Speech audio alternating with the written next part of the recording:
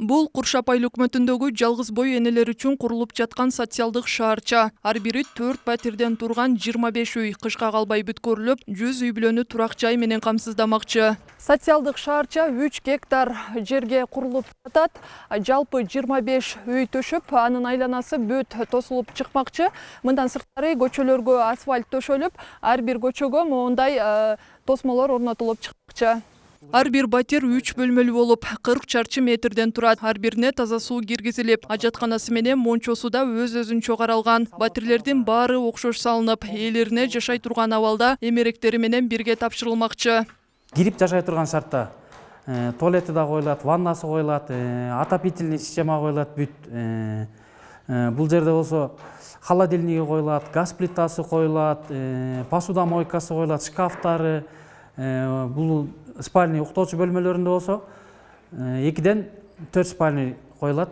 Бул болсо холл кухня, буяң болсо жанагындай жумшак мебель, мягкий мебель коюлат.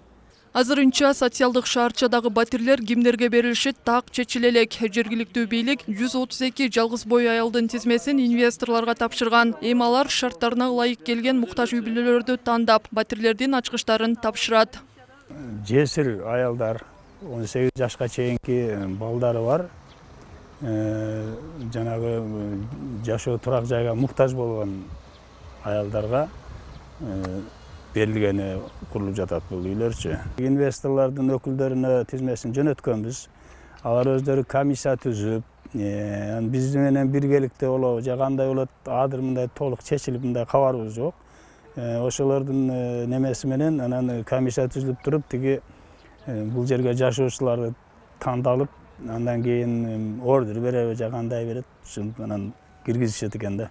Кувейт өлкөсүнүн Ас-Сафа Борбору коомдук бирикмеси каржылаган социалдык шаарча. План боюнча быйыл сентябрда пайдаланууга берилиши керек эле. Бирок пандемияга байланыштуу март айында башталмак болгон курулуш майга калып, натыйжада 2 айга кечеңдеди. Жумуш токтоп калды. Эч ким мындай кыймыл токтоп калды да. Азыр эми муну буйруса ушу ноябрга бүтүрөбүз деген үмүттөбүз чоң. Абдан тез темпте курулуп атат.